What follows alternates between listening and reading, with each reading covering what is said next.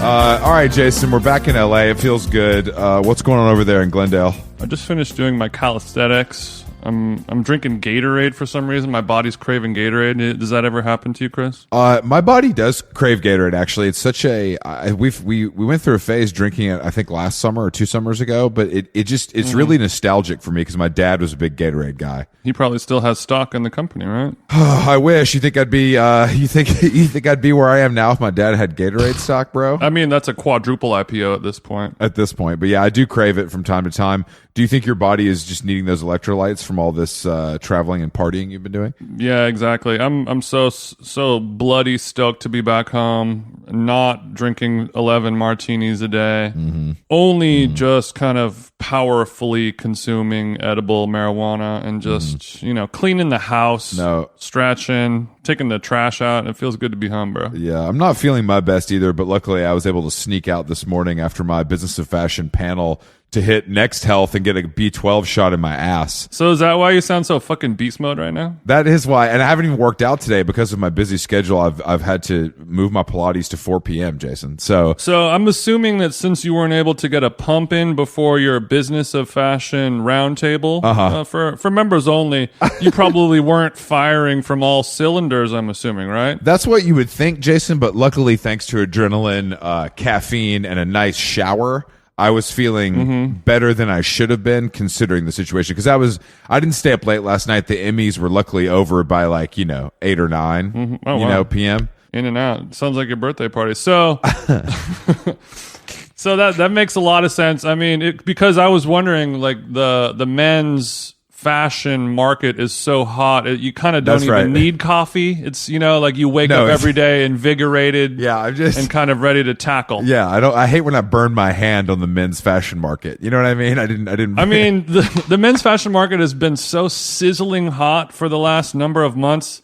My pour over machine, there's cobwebs. I know. It was a fun little chit chat, and I was happy to do it for members only, of course. But there was 200 people watching, so I just didn't know how that stuff worked. It's like a Doja Cat live, bro. Damn, this Zoom shit is big dog numbers. Over. I thought, but apparently not, because I saw this morning on page 6, Bill Hader getting a lot of positive press for being the only person at the Emmys wearing a mask. Okay, I saw that. He's a hero. I mean, hopefully he had COVID himself, and that was the only reason why he was wearing that mask. That's what I was thinking myself. But who knows? I mean, he could have many things. Maybe he was just trying to hide his face. I think that's. Why would he hide his face? Yeah, I mean, he doesn't love the cameras. I don't know. He doesn't seem like a guy who loves being famous. He's behind the camera kind of guy. I mean, the type of people that like Bill Hader probably got erect knowing that he was wearing a mask at the Emmys. Yeah, we know exactly who. Yeah, if you like Hader bait. If you like Bill Hader, we know you're walking your dog right now in Cobble Hill. So thanks for listening to this. If you ever rubbed one out to Barry. That mask is like Spanish fly. That mask works for you. But yeah, we did celebrate my birthday on Sunday night at Gigi's in Hollywood. What a great party. Thanks, Jason. Do you want to kind of break it down? I was obviously blacked out, not from alcohol, but from excitement and of course socializing. I realized I didn't have a single glass of water. Or a cigarette the entire night. I just completely powered through. Stress case. I know. I like that your version of powering through is not drinking water at a bar where the water's free. Well, I mean, it was an odd situation for me as a guy who loves to hydrate, and I Did you kind of think it was funny that nobody decided to give you a parody gallon of water, and that's sort of what you were depending on sipping on for the rest of the evening? I will say I wanted a few more gifts. I was surprised that more people came empty-handed, something I would never do. But at the same time, that maybe that's my own fault, for not kind of putting my 40th birthday registry on the invite. Yeah, I think, what do you do? How do you get people to give gifts? You can't put on the invite gifts welcome. Gifts, characters welcome, gifts welcome. Presents encourage. No, I mean, Because if you set up a gift table at your party, it's already too late by the time they show up. Exactly. You know? I mean, I just think that 40 is a big year. But I did get one gift that I would like to shout out that was extremely funny. Is it the gift of music? No, that's not. I'm still From DJ Them Jeans, a value that you can't really put a price on, but if you can, right now it's around $7,500. I will say you sitting down in a chair and playing music that I picked out for over 2 hours is a gift in itself. But I paid for all your drinks, so I think it maybe evens out at a certain point. But friend of the show, Decatur Dan. I handled the tip. Don't worry, Chris. Friend of the show. No, you didn't. Friend of the show, Decatur Dan, showed up with a Dior shopping bag, and Dan is known as a lavish gift giver. So I was like, oh, did Dan get me some Kim Jones Dior small leather good as maybe a nice gift? You know, we've been friends for a long time. I opened the package, and it's just a stack as tall as, you know, it's like I can barely hold it in my hand of Whole Foods. It was a brick of Whole Foods gift cards, and then there's a receipt included, and it said, and it was just in case. He had spent $250 on Whole Foods gift cards, but it was in increments of $5. Right. So now I like the gift, I appreciate it, but it's also a prank because now I have to look like a loser and give, you know, if I'm spending $50 at Whole Foods, I got to carry in 25. You're gonna be looking like a Coinstar ass bitch at Whole Foods, peeling off fives. Exactly. So Dan treats Whole Foods like a strip club. No surprise to any of us. Yeah, I was gonna say you could kind of wing one of those over at Tootsie's or Magic City. And someone would be like, you know what, this is great. I was thinking about getting a California roll for my lunch break. Hit me with 2 more of those, and I'll get a coconut water. Yeah, I'm just going to be peeling them off. It's my $2 bill now going out, but that was the best gift so far. That's for you, sweetheart. Except the gift of friendship, of course. All the friends and family in Los Angeles did attend. John Mayer told BJ it was a little too late for him, 9:00 on a Sunday. I believe him for now. But it was a good party, and Mikey, who also manned the 1s and 2s, was dressed like a combination of like David Beckham and Brad Pitt from the 90s. And do you think it worked? Because the goatee is a bit far for me, but I do think it worked. I think it works. I was talking to Al from Gigi's. Shout out to Al. Thank you for hosting that party, being a great guy. He made some 1-of-1 merch for us as well. That's just spectacular. And also thanks to unbelievable to Dart and Michael David over there for the sound gear. Thank you guys again. If you need to rent some gear in LA, Dart. Yeah, I'm sorry to the Dart family that we blew those speakers listening to My Bloody Valentine. Jason will take care of you on the back end for that. Oh yeah. So I was talking to Al, and Mikey helped load in the gear while we were out of town, and so it's a bunch of kind of like duffel bags full of wires and cables and speakers and you know, Pelican cases with DJ boot, you know, and he sees Mikey walking towards him and he's like, I feel like this is an active shooter. He's got his sniper rifle. He's going to go on the roof and he's going to start picking off civilians. And I think that's sort of the look that Mikey's going for. It is a tough look to pull off. You know, there are people who find active shooters hot and sexy. You know, the same people that want, you know, marry Charles Manson in jail and stuff like that. So it's a niche market, but if you can pull it off, I can only imagine the clunge is stupendous. No, I'm sure the payoff is gigantic. But yeah, it was a good party. It was a good party. I feel like I got hit by a truck still after our back-to-backs. Yeah. It does feel great to be back in LA. It's like a warm hug. And that's not, it does though, unfortunately feel like Florida outside. It's like humid, which is rare. There's a tropical storm kind of circling the Southland, which is, it gave us some great magic hour sunsets.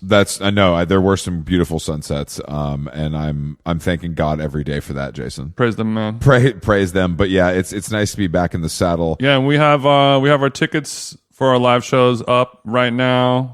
We have 2 shows in LA, 2 in New York. Special guests abound to be announced. We're going to have some heavy hitters. We already have some more brand sponsors, you know, Oprah style gifts underneath the seats. You know, it's going to be a great value. And if you work in creative marketing, it will be a write-off. Yeah, of course. Yeah, yeah. Well. So dig deep, buy tickets for the whole family, for the whole office. Dig deep. I think this time around we should pass around the offering plate, Baptist church style.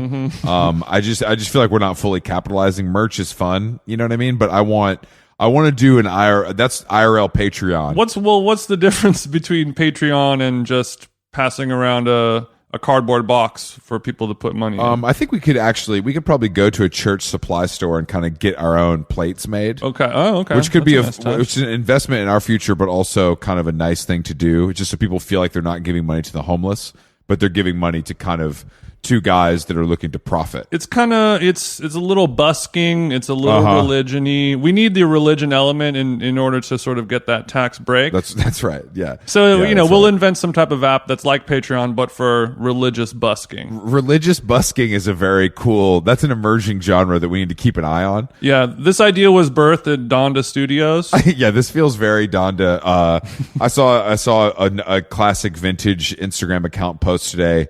Kanye West wearing a debadged Carhartt hoodie from their archive yesterday at Vogue World. And I'm just like, damn, bro, this guy was wearing a fucking Carhartt sweatshirt underneath a jacket, but you guys still find a way to claim it, and I appreciate that, because you got to get the clout however you can. You know what I mean? Are you sad that you missed Vogue World? I am. I honestly am. I did stream it, and it was lit, actually. And I'm a little upset that Oscar the Grouch made a cameo before he came on How Long Gone. He's one of my favorite characters of all time.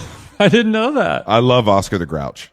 Yeah. I don't know why. I just think obviously we have similar personalities. I mean, it makes perfect sense. It is kind of sitting right there, but I think this is the first I've heard of it. I know you're a Muppet head, but I didn't know you kind of swung grouchy. When it cut to Oscar, because look, watching Carly Kloss vogue with her arms is tough for me. But watching Oscar the Grouch enjoy himself as supermodels of yore walk by, that's entertainment. You like seeing Oscar on Chubb because you got to kind of see it. And Oscar, I've seen these ladies, but I've never smelled them. Is kind of what Oscar was thinking. Do you think Oscar the Grouch might have gotten him? He might have smashed Amber Valletta last night. We don't know. I didn't see who Elena Christensen left with, so she could have left with Oscar. You never know. You know what? Fuck it, Jason. We have a guest today. Friend of the show, the front man and songwriter of the band, the 1975. The new album, Being Funny in a Foreign Language, is coming out soon. I believe he's in London, so it's nice and dark there. Perfect time for a little chit chat before bed. Let's give Matty a jingle. George and Charlie put me onto you guys. Like, yeah, we both were super stoked about coming on, because we always have to go and do like bullshit and just be like, oh, our album and stuff. But we thought it would be cool to come and talk. More fun to talk to you guys. So who are some of your favorite musicians? Do you have any stories about tour? It must be crazy. Don't do that. I do love tour. I like tour stories. Yeah, this podcast did have to be rescheduled because of the headlining. You guys replaced Rage Against the Machine. Oh, yeah, that's right. At those little festivals over there. So I'm glad that we were able to get this. That was in Japan, was that? We were in Japan, and then we got a call the day that we flew, which was, Rage pulling out of Leeds and Reading. Do you want to do that next week?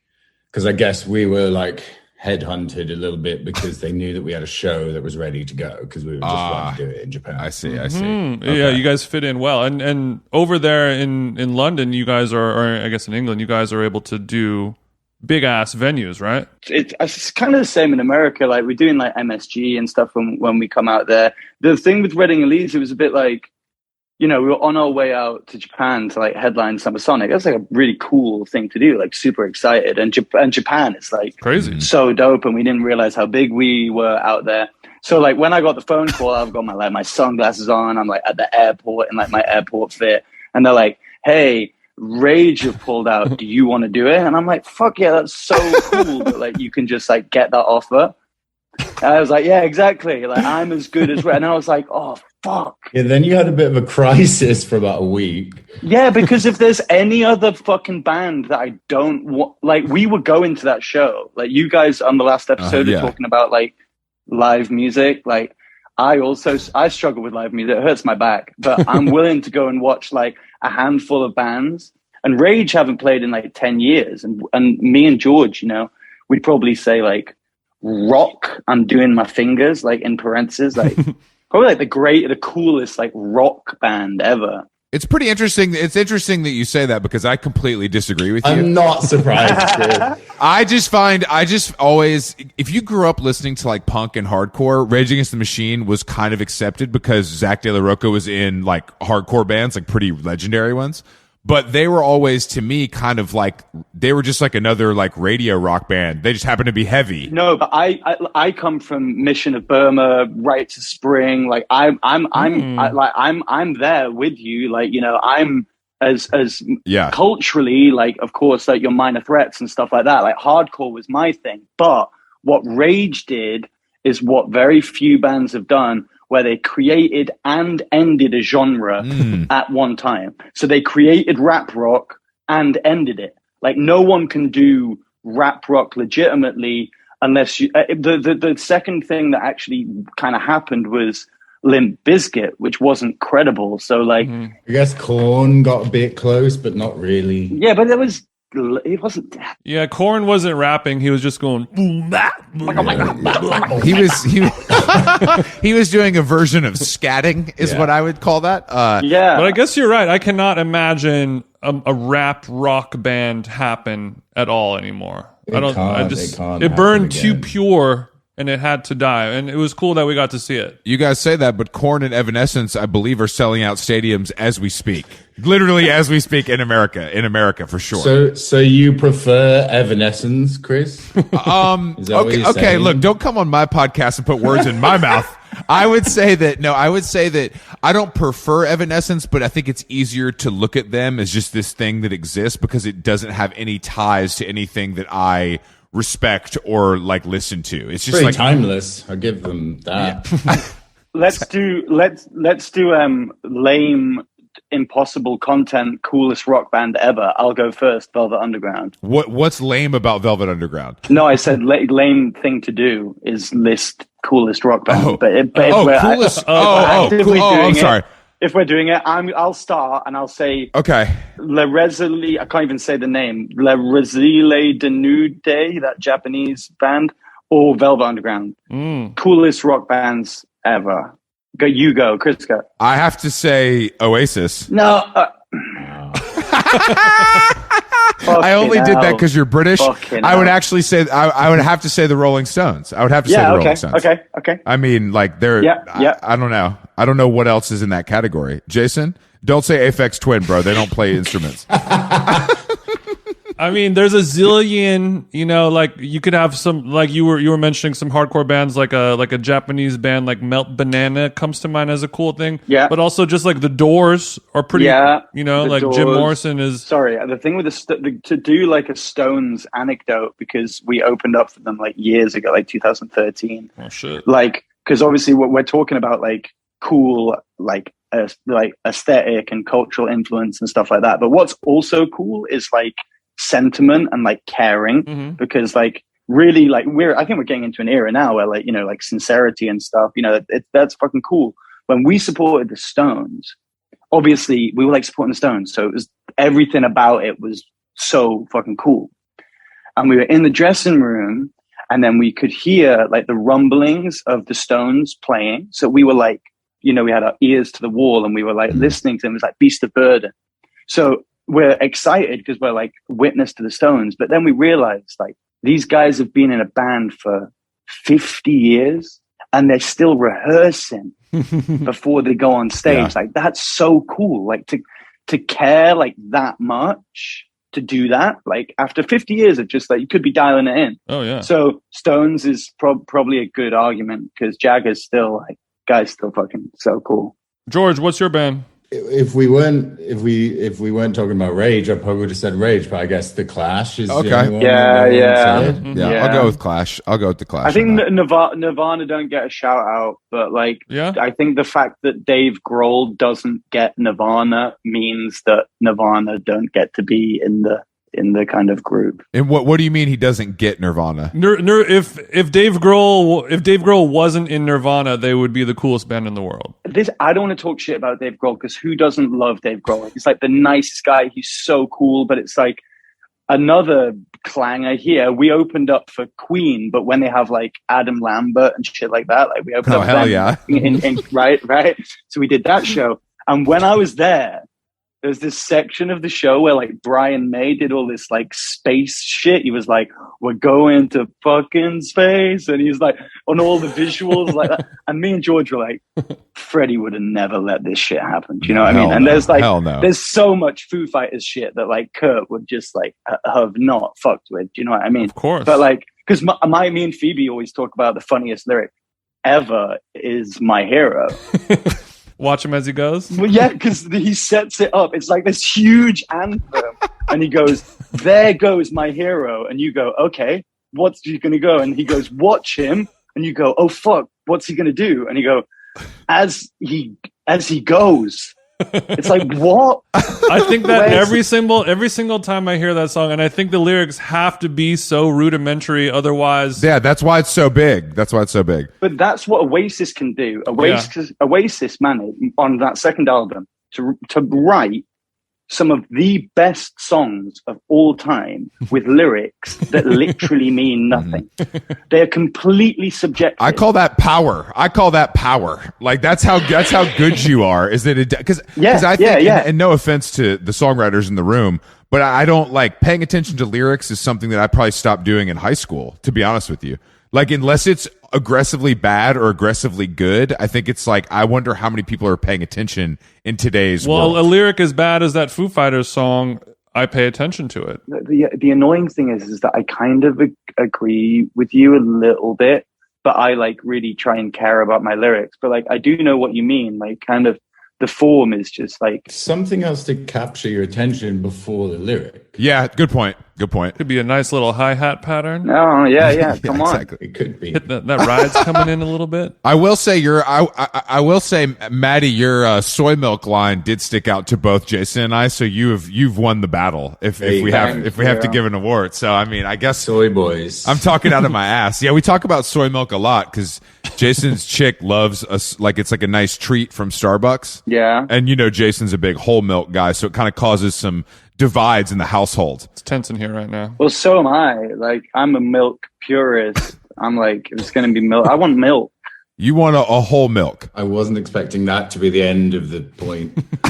If I'm going to have milk, I want it whole. I want it all whole. I want my shit whole, you know? No Diet Coke? No, like, for real, I've got like a full fat Coke right here. Like, no cut Marlboro Reds, you know? If you're going to do it, do it. Exactly, you know, I'm here for a good time, not a long time, right? So let's just... I appreciate that. Let's just do it. I appreciate that. You remind me of Jason in that way. But have you ever ordered a glass of milk in a restaurant to go with your dessert? Well, we used to have this thing that if you found... I knew you were about to say this. I was about to remind you of the milk thing. Well, we used to see this thing when we were on tour when we were like 19. Remember, we've been in the band for 20 years. So like, when's this? Like 2007. If you found a barmaid like hot and you were the first one to say she was hot, you had to go over to the bar and ask for a milk, like to her. Okay. So your order had to just be, can I have a milk?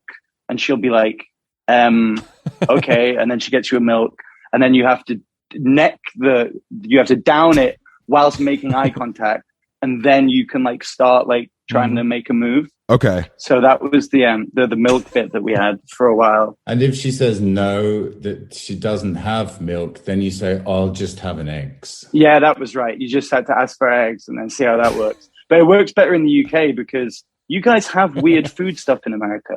Like I went to a strip club once and you could get chicken. That's actually part of my Southern culture is that the hot wings at the strip club are usually better than the strippers. You know what I mean? That's kind of... Were you hoping for a bowl of beans? Yeah, what did you want? There's spots that are like strip clubs that you go for the food. Yeah. Are you familiar with Magic City in Atlanta? It's the most famous, maybe the most famous strip club in the world. Right. I haven't been, but I know it. But it's like, if you go there, I mean, I went there too early once because I obviously need to be home by midnight to go to sleep. And you see, like, not only the patrons enjoying the hot wings, but the strippers themselves eating before they kind of go out to perform. Which is hot in itself.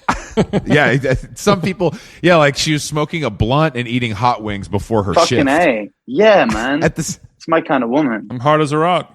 When you're in Atlanta, somebody will definitely take you. It's a legendary spot. But I love that. Do you guys place. Have strip clubs? I love Atlanta. In the UK? Yeah, but it's very like depressing. It's not like, it's like, imagine it. Just imagine it. that's what it's like. Okay. I got it. People go there not for fun, but they have to go there. Well, there's an element of like, there's quite a celebration of the mundane in a lot of British culture, like even our band, like the Smiths, do you know what I mean? Like, so like and now I think that millennials have like embraced places like Blackpool and Margate, which are these like forgotten kind of seaside towns in a pseudo kind of ironic hipster way. So like, there's like bits of Soho that are like still a little bit seedy, and like the strip clubs there. And I suppose that's kind of like cool, but we don't have the strip club culture like you guys have. It's like sitting on the slots, chain smoking cigarettes in Vegas or something. Like, it's not cool. It's not vibey. It's sad. Yeah. It's sad vibe. That's too bad. Well, thank God you get to come to America. We have so much great stuff here, guys. We fucking love America. Yeah, Well, no, I describe you guys all the time because I feel like anybody that I talked to in the 1975 about, they either are a diehard fan or they like sort of don't know about you. Yeah, exactly. I find that to be really insane considering how big it is, like overall, like globally. But is that something you guys encounter as well, or is it just my 40-year-old male friends? No, the biggest band in the world that nobody's ever heard of. Yeah. That's who we are. Well, I think it's because we have this, like, we kind of have, I suppose we're just like a big cult band, but we're only cult in the way that, like, we fill these arenas, but we fill them with fans. Like, we don't have radio hits. We don't have, we kind of came from that kind of like Tumblr era where like music and aesthetic and the internet was all like really intertwining. And I think that what's interesting about us is that like after Arctic Monkeys, even though they're still badass and they're still going, bands like kind of died, like white guys with guitars changing culture kind of died, you know? And we didn't. And it's always begged the question, like, why do people still care about us, or why are we still interested? And I think it's just that, like, if you subtract us away from just the preconception of what a band is and put us next to, you know, Lana or Taylor or Kendrick or Frank or someone like that, not that wouldn't put myself in the same league as Kendrick and Frank, but I'm just saying, like, if you put us in with those kind of artists, no one's confused as to why someone is excited for their next record. Do you know what I mean? Because like they come from a different cultural form, really, like this new emerging solo artist thing. So I don't know. It's weird being in a band in 2022 and being relevant. Yeah, I know. It kills me every day as the guy who's hanging on to dear life. Yeah, I think in 2022, people are like, why is this band big? Like, why do I know about this band? Did they have a viral TikTok song where they speed it up? And like, what is the reason? And when you have a band like you guys, like the reason was we've been playing for a long time and we have really devoted fans, and we slowly built our base up over 2 decades, and now here we are at the top, and we got to do it our own way without. It's like full of like heads, right? I mean, but that's the thing. It's just scaled because like it's been relative the whole time. Like when we were playing shows to 100 people, 50 people would wait at the back door. 10 of one of which had a fucking 1975 throat tattoo. Do you know what I mean? So it's like it was that level of intensity at the beginning, and then that just scaled into like this big whole thing. It also, I mean, you guys just have, I mean, British culture rewards guys with guitars more than ours does too. I mean, in our you know, in my lifetime, like all the bands would have to go there first to get big and then come back. Right. That was like the whole thing. You know, you'd get the NME cover and then you'd come back and you could finally do something in America. We just don't care in the same way. We just don't. You had to get certified and verified. Yeah, and like I don't know. Bands are weird. I can't think of that many examples of like great bands of the past like 15 years. Do you know what I mean? There's us. There's like Tame Impala. Well, no, there's good bands, but there's like big bands. Pretty much just us. Well, it's also like going back to the Rolling Stones. It's like going back to the Rolling Stones, going to America, and then selling American music back to Americans as British as a British thing, because it was like glamorous. I don't know. It was exotic because they were British or something. Yeah, I agree. We're very inspired by America. I think that's kind of why we have done all right in America, because we're very, very in touch with like that culture. Like you've got to think, because you don't know what it's like being English, how like big America is as a concept. Because I know like we're like the imperialists and we like do all the serious shit or whatever, but like Jurassic Park and Disney and Michael Jackson and Macaulay Culkin and like Jordans and shit like that. Like when you're a kid, that's the biggest stuff in the world. Like America was like it. So when we go to New York or LA, still, it's like a character in a movie itself. I like that you said all those big things that America exported to the world. Those are all things that as a kid were amazing, but maybe when you're an adult, not so much anymore. And then you have to move to London and do old people things. Maybe. I mean, I have a tough time in the reverse because, you know, sometimes with this Queen stuff, you know, I'm looking for my gossip on the Daily Mail, and it's talking about all these people I've never heard of. You know what I mean? So right. I'm a little confused. All these royals, I don't know the names, I don't know the titles. We've all been inconvenienced by her death, Chris. Yeah, exactly. I'm suffering from success. I'm suffering from success over here. I can't read my little stuff. You know? Do you like LA? Yeah, I mean, it's the most boring city in the world, but it's like nice as hell every single day. It feels like it's mocking me when I'm there because it's like if you're from like Mac or where we're from, Wilmslow or Mac or like around that kind of area of Manchester, if it's like grey and you feel like shit, you're like, yeah. But like when you're in LA and you feel like shit, it's like, oh well, I don't. The weather's like, I actually feel fine and like everything's cool, and it's kind of a bit like getting like beaten up by like niceness. There's that Shaun Ryder quote as well, like it's like 60 suburbs in search of a city. You know, it's like there's no middle, so you never know where to live because it's like you're not really close to anything. It's like, what do you want to be close to? The fucking Beverly Center. Do you know what I mean? Like, it's like that's actually thank you for some West Hollywood representation. I can't see it from my house, but I could walk there if I had to. I absolutely had to. I fuck with West Hollywood. It's where business happens. I don't want to. The thing is also because me and George have like lived in East London, so we get a lot of East anyway. I don't need like Silver Lake in my life. That's right, bro. Me neither. Fuck Silver Lake. No, I mean I think LA is really interesting. I mean Jason's from here more or less, so it's like he has a very different perspective than I do. But like if I wasn't able to go back to New York, you know, and kind of tap in and like see people and the stuff I need to see to feel good, it would be much more difficult. But like if you're sober and you want to exercise every day, there's nowhere in the world better than this, and that's kind of what I have to prioritize, you know. George, you love LA, right?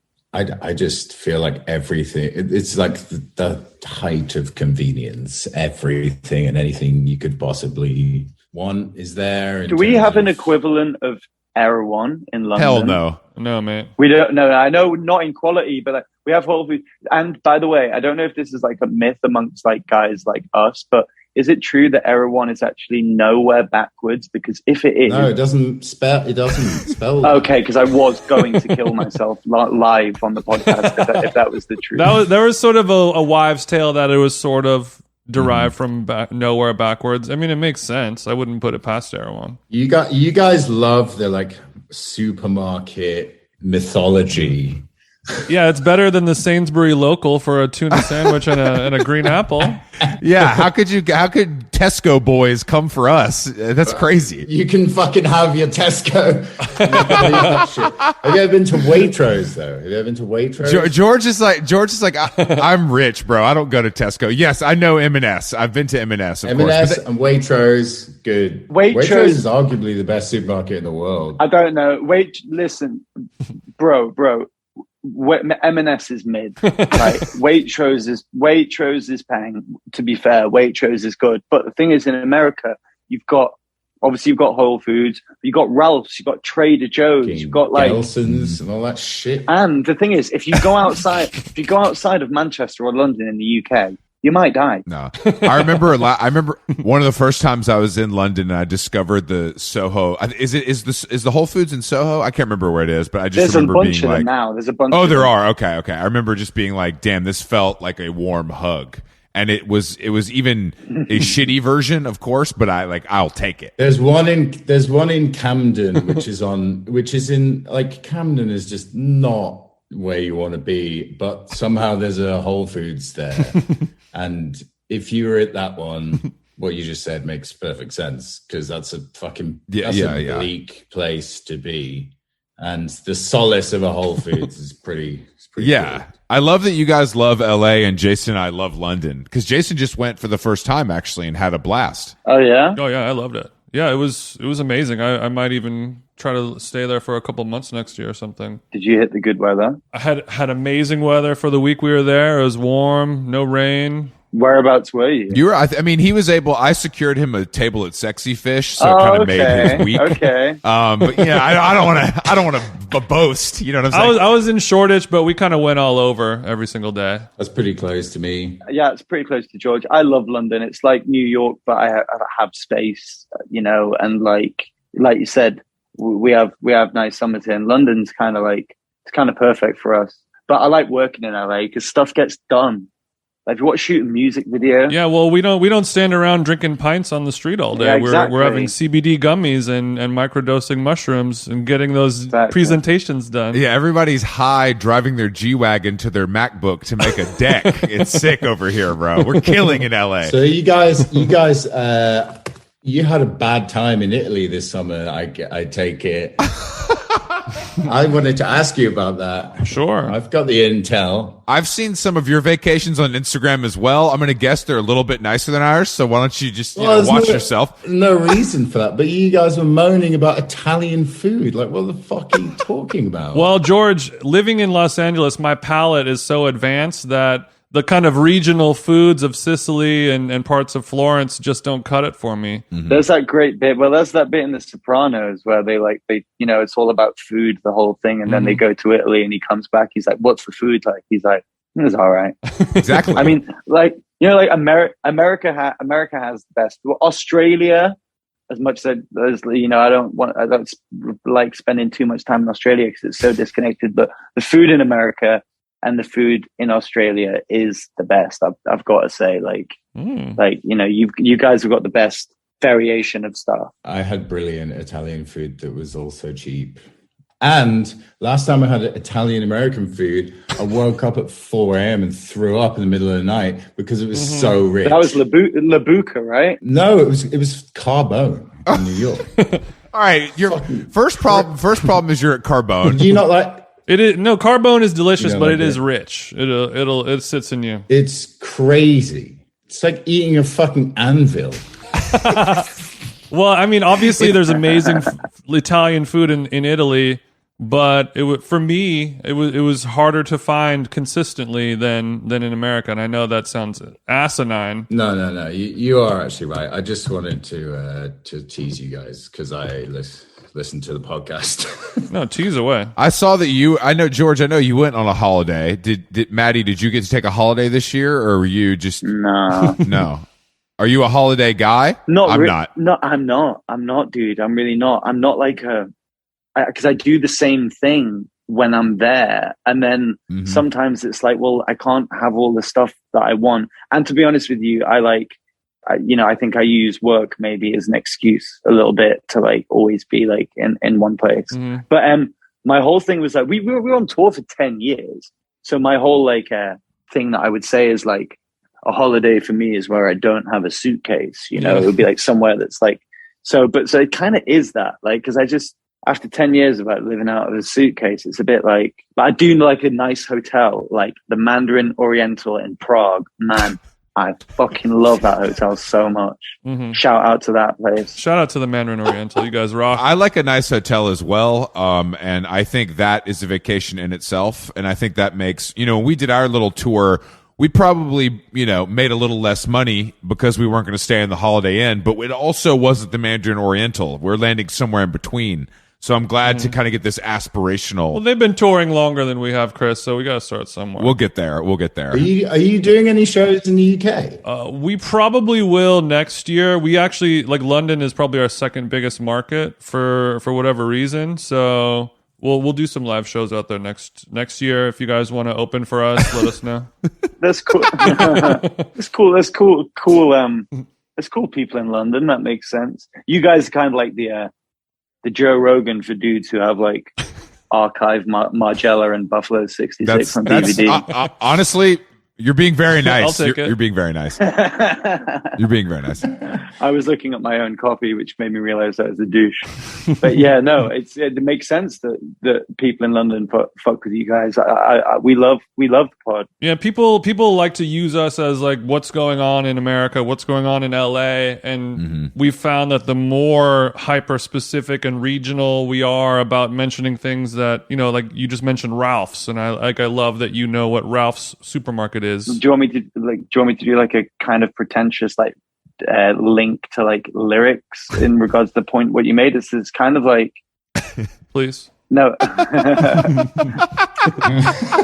would like that. I would. I totally. Maybe at the end of the show. Because what you're talking about is that like I find like I don't know, like you guys like you're like cool guys, kind of like relatability. Like I think like it's being like relatable, and like you just said, like I think probably the times when I've written lyrics that I've thought this is way too specific or like way too personal to me, those are the ones that like, you know, are the tattoos or are the ones that like really resonate with everybody. So it's probably similar experience with you guys. Like when you think when you think that you're like being too deep in it, that's what really resonates, you know, because it's just interesting because I know what it's fucking like being there. If you know what that reference is, then you have an instant bond with that person where you're like, oh, we understand this very niche thing. And if you don't know what it is, then you do the work to research it and find out what that means, find out what that is, and then you have a sense of ownership over it because you worked hard to find out. And it's all about feeling personally addressed, isn't it? Like if we're talking about like art, which I think any of this shit that we're all doing kind of is like. We're both artists. Yeah, 100%. We're all artists. It's cool. It's chill. We're all just some artists talking to each other. You know what I mean? Yeah, just hanging out. Lyrics that feel super current, I think it's cool. Like I think that's fun and like a smart thing to do. And I think there's a lot of people that try consciously to be like, I want this to be timeless, you know. And I think that's a much harder mental approach to something than just being that's a tightrope though, because my example is always like, do you remember when Katy Perry said like epic fail in in that song? Like it like stands out. It's like if somebody said like, yeah, you do want people to be like current, but you don't want someone to say like iPhone.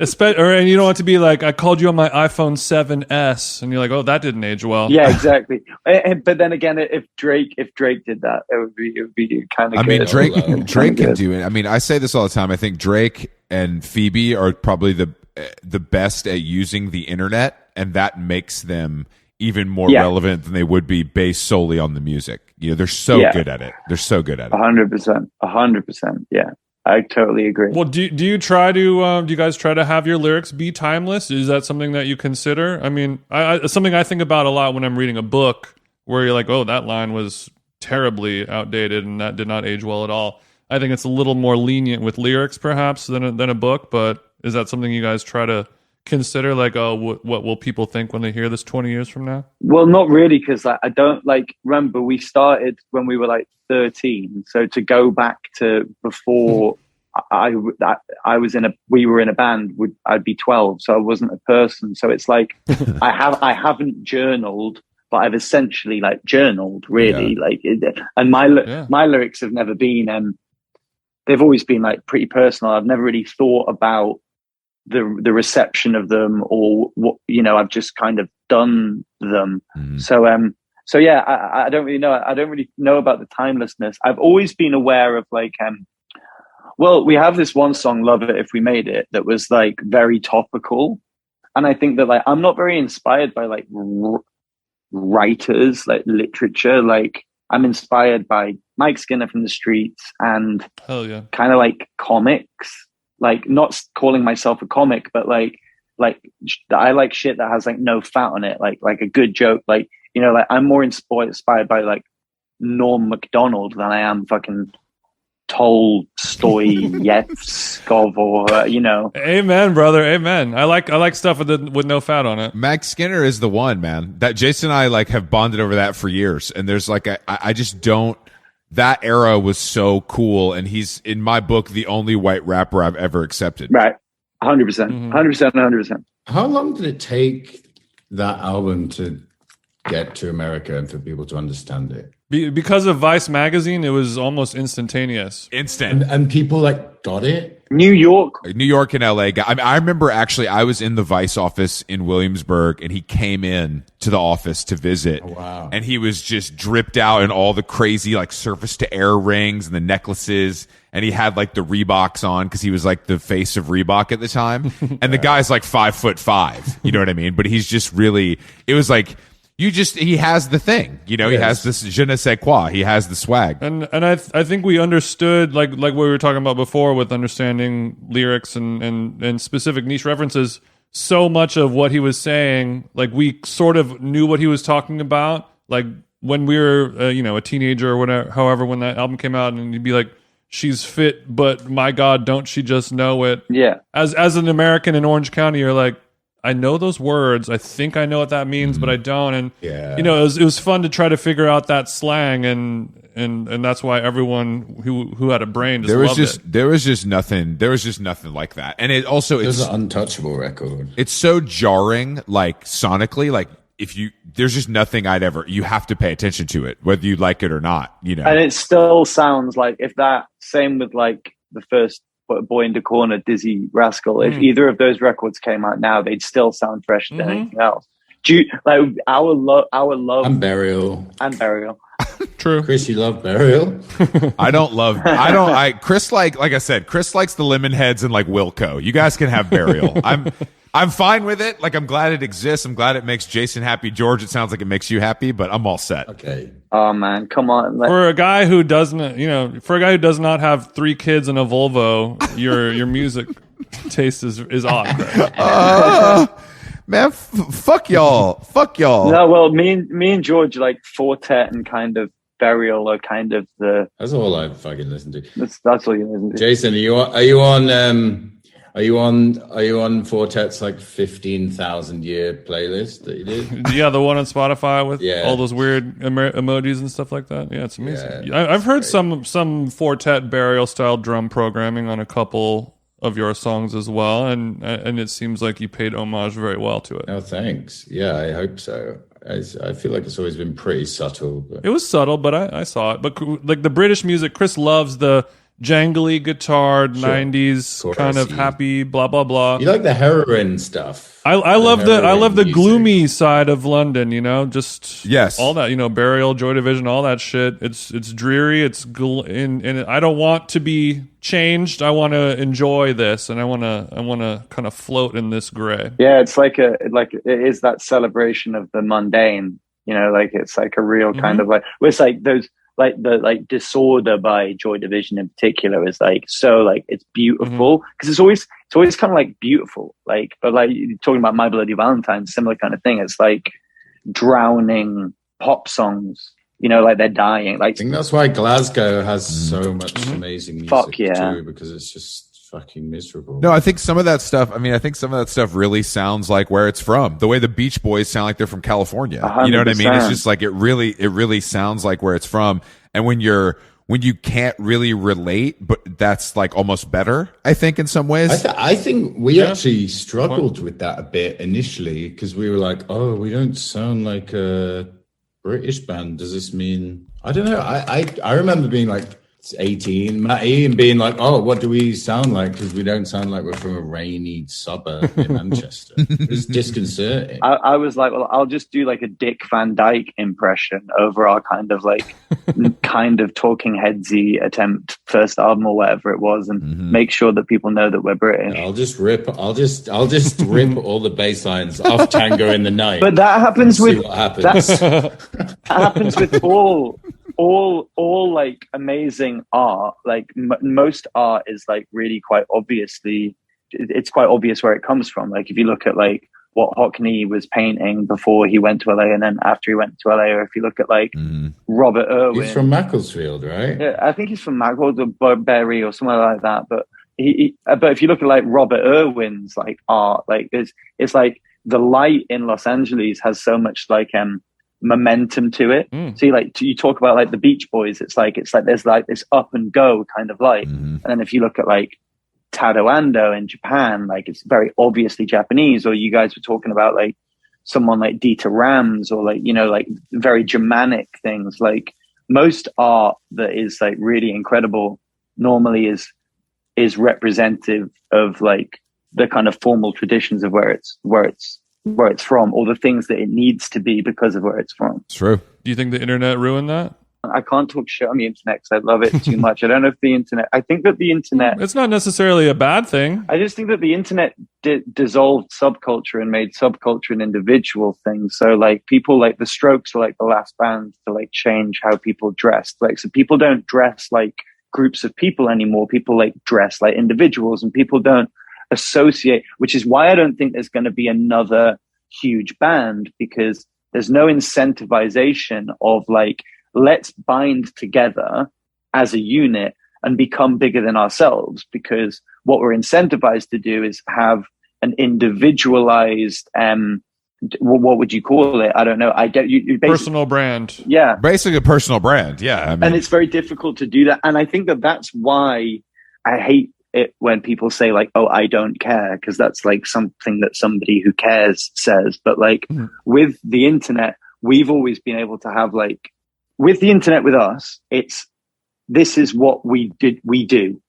And with the internet with like young people, like young individuals, this is who I am. Mm-hmm. And that's a very big, different psychological kind of game to be in. Like if you give like a young person that platform, the endemic of anxiety is kind of predictable. Do you know what I mean? Because even when we were texting, it was still like one-on-one. Do you remember when everyone was like, oh, texting's going to fuck shit up or whatever? We had like a moral outrage about texting, and it was still one person. When things got bad was where you let a 14-year-old girl put something out into the world about themselves and then wait for a response. Mm-hmm. Like, or not just a girl, but I'm just saying, like, if you actually look at the statistics of like mental health and social media and like how profoundly it has like affected like young people. Yeah, it's fucking crazy, isn't it? But then also to make a less serious point, everyone wants to like not be on social media because it's cooler. But like not being on social media is kind of a form of being on social media. I mean, it's like when people announce that they're taking a break. Like you don't need to announce you're taking performative. Yeah, it's like you don't. But I mean, you guys are both on Instagram pretty regularly. Yeah, I'm pretty bad with it. Matty's very on Instagram. I dabble. I have like periods where I'm on it, and then I'll have a long period where I'm not on it. But I'm there. I'm checking it. I'm around. My issue with it is that it doesn't make me feel anything negative. Like I don't feel jealousy. I look at it purely as entertainment, or even like like Twitter. My true passion is basically like information gathering and like jokes. Like I don't think about these things that much more than that. Maybe it's my age, or maybe it's just I'm a psychopath, but it doesn't have any both of those things. It doesn't have any negative. I mean, I should be on it less, I guess, because that's what people say. But like I just don't know if it affects everyone as negatively as we think it does, depending on their mindset. Depending on how much of you're dead inside as well.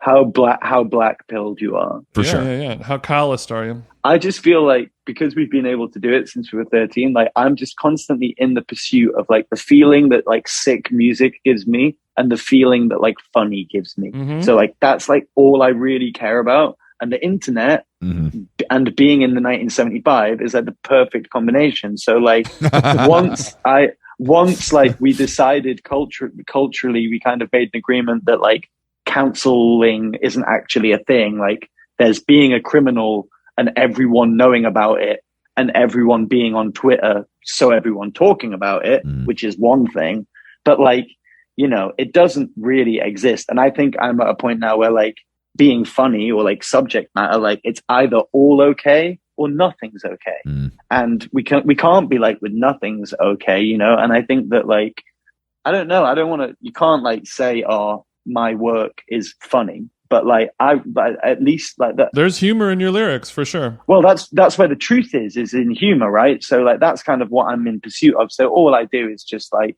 say kind of inappropriate stuff on the internet and then to write songs. But that's my relationship with the internet. Yeah, I mean, that's something like we talk about this with our podcast. Like neither of us are comedians and would never call ourselves comedians, but what we're doing is expressing that side of ourselves with a podcast, and you would never call yourself a comedian, but you're able to be funny in your lyrics.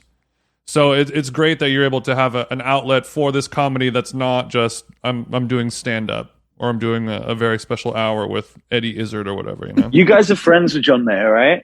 Very close friends. Very close friends. We actually saw Mayor recently, and we're able to have a chit chat. But yeah, I mean, I consider him a friend. I think he would say the same. Very funny guy. But yeah, I met him. He was very, very nice. He put me in an awkward situation because when I met him, he was like, you're the 1975. I was like, yeah. He was like, you guys are fucking hilarious. And I was like, didn't have anything funny to say. Like I didn't want my prepared. So, but yeah, no, but I was saying that because like, does he do stand up? Have you seen it? Is it good? He has. The whole thing about Mayer is that yes, he has done it, but the reason people know that he's funny is he had this weird pilot on VH1 in like the aughts, like the mid aughts, where it was like him doing funny stuff and it was really good. And it's kind of like, right. It never came out or like it never continued, but it started from there. And then, but I've heard multiple anecdotal stories about him doing things that are stand up or like funny in like different situations. But I think the real thing with him is he's just very, very smart.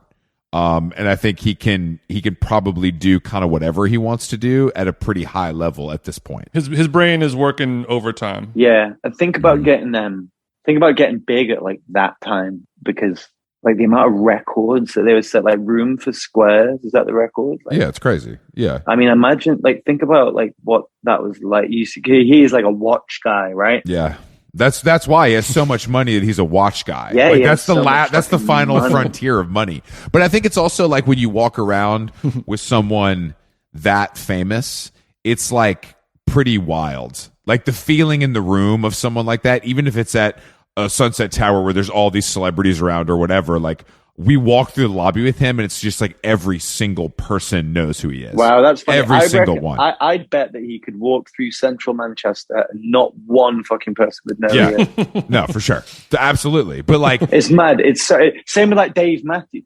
Honestly, there's probably about 9 people in the UK that have heard of the Dave Matthews Band. Whereas in America, I know how massive they are. It's so funny. And the weirdest one is Bush, because Bush were big in America, right? Huge. And they were like English. Are they English? No, he's English. Yeah. Yeah, because they were not big in the UK. Really? He used to date someone. Yeah. He was married to Gwen Stefani. He was married to Gwen Stefani. Great tennis player. Yeah. So hot. That's like what he does now, I think, with his time. Oh yeah, you guys are big tennis guys, aren't you? Yeah, I mean, I need to confront you guys about something, or just ask, because you've listened to this podcast. You probably know that I'm a Jack Antinoff skeptic, right? But what I've heard from your album is very good, and is it possible that the 1975 is bringing Antinoff back? What was your experience with what did him? you do? What did you do to kind of coerce that gold out of Jack? Yeah, that's what I'm asking, because I think sometimes it's like the who saved who with like the dog and the owner. I think this might be one of kind of those situations. God, well, I mean, to be honest with you, like I've not really been involved. I haven't kind of kept up on like kind of culture war-y, Twittery, that kind of thing. And I like those Lana records because I'm like a big Lana fan. Sure. So I've always we've played shows with Bleachers like over the years. So like Jack Antonoff for me was always just like a guy that I knew as a good producer. I wasn't really in on the huge debate around him as a cultural figure or, honestly, like first thing you should do is get him on the pod, because like Jack is the man. Like he's fucking funny. He's fucking funny, man. Like he's funny and he's smart. And I think that one of the things that I keep saying, which is that like, people think that he's like really busy and he's out there. But he's just like, I think as a producer, he's really good. Now, I can't answer any questions about like why anything happened. I mean, we'd written a record and we'd thought, okay, well, we have these songs and we'd just made friends with Jack. So me and George were like, well, a new energy in the room with a guy who's a fucking great producer, who's full of cultural references, who's excited and is our friend, it was kind of perfect. And I'm just saying, like, and also, like, who gives a fuck about like not like what you guys think. I'm just saying, like my whole thing is, I'm just saying, like, talk to some fucking music journalist about music for half an hour, and then go and talk to Jack about music for half an hour and see which conversation leaves you feeling more inspired. Do you know what I mean? Because like the guy knows his fucking shit. And I think that we know our shit, and it wasn't an artist and a producer. It was 3 producers, really. And he could just do a tradition. It was just 3 people not even thinking about what their roles were and just like perfectly making something. And also, like, we met Jack. We thought he was fucking great and really funny and inspiring. And when we'd met him, me and Matty were creatively in a slightly difficult place. It was 2 years into lockdown, and we'd been trying to make a record and figure out exactly what it was on our own for a year and a half. Well, with the help of various friends and other people, trying loads of different things. And it's kind of as simple as, like, we met him, we really liked him, and he made us both feel confident. And we were like, we were both not in a good place with our confidence, because we felt like we'd exhausted everything we'd kind of always wanted to do on a record for quite a long time. And yeah, it was as simple as, like, it was exciting. Chris, maybe you're not ready for Jack to make you feel confident yet, and that's something that you have to work on yourself. I think that's possible. I mean, I think that I'm going to accept this challenge because I think we could getting to Jack is not out of the realm of possibility for us. So maybe it's time to squash the beef and just have him on the show and really get into it. No, knowing Chris and knowing Jack, what do you think? I always think that people might, be have negative feelings about somebody because of they have something very similar about them. What do you think it is that Chris is experiencing that they're so similar? I've got no idea, but I know that you guys would get on. Because you have opinions, and an interesting person is defined by not being able to, like, predict what their opinion is on one subject by what their opinion is on another. And that's what, like, great people are like, and that's what Jack's like. And if you want, and Jack's like, and also to be like me, or to be even like Taylor, but especially to be Jack and, like, still be doing it, like, you need to be self-aware. Like, Jack knows, like, what people, like, Jack knows what he's fucking doing, course, right? Like, and he knows what's up. Like, no, I mean, clearly, Jack is one of the most legendary stickmen of all time, and that's something that could never take away from him. That's something that could never take away from him. I don't know if you guys were in emo, but Jack was in Steel Train, so, like, I won't have shit. Oh, yes, I'm familiar about that. Okay. No, I'm very familiar with Steel Train because I come from that background as well. So I was around for that, for sure. That's what it is. We're getting to the root of this, Chris. Yeah, we've had the breakthrough. I knew it was going to be emo related. It's always emo related for me. I think this is a good place for us to stop this week, Chris. Thank you so much for coming in. I'll cash app you $250 for the hour, Jason. I appreciate your time. Thank you. That's fucking cheap for LA.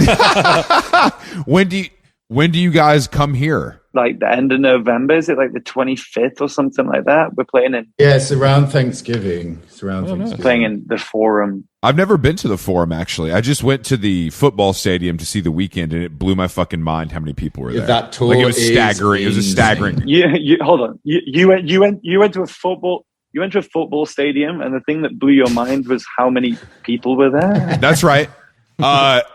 Only because he was performing completely alone.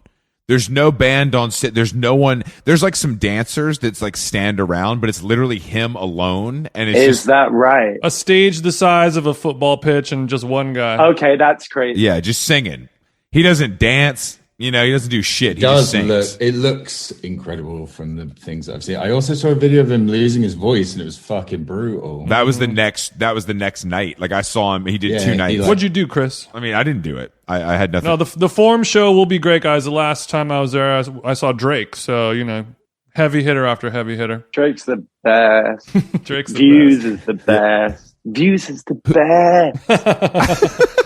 Our new record is like kind of like 45 minutes, and it's kind of conceptually, like, it's very much like a new thing, and we're kind of like reimagining a lot of the old stuff in the style of the new stuff. We're trying to turn our back on a lot of the stuff we've done live before, kind of because we're seeing a lot of other people do it. Not saying like, oh, we're super influential, but like this whole like using video as a light source silhouette thing is like getting too much. Like, so we don't want to do that anymore. So, and I think that we're going to be doing a bunch of festivals. So we want to like serve 2 purposes. Like we want to have like a festival show that's like full, like, you know, out, like rock and roll greatest hits, like smash it out. And then maybe at the headline show kind of be able to, you know, not expect, but, you know, like, you know, a kind of that may have a bit more attention from the crowd, so we can do things that are a bit more more for the deep heads and shit like that. Sense. You know? That makes sense.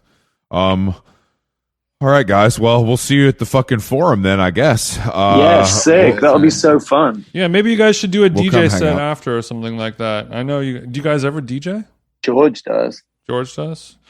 We had an after party after a Reading show, and it was kind of like my maiden voyage. But I got decks during lockdown. Okay. So I've made sort of like, I don't know, I've kind of made house music since I was about 15 in variously tragic forms. Starting to get all right.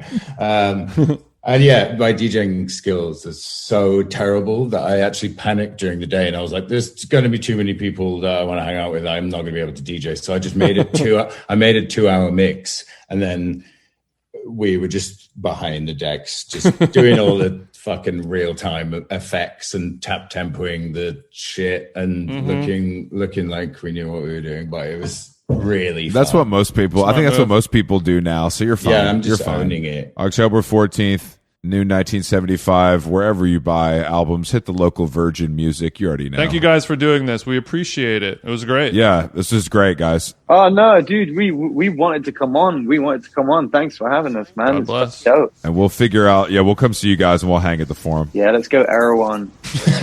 My treat. I'll bring you a smoothie. We'll take the Tesla to some Erewhon. fine Italian Americans, please.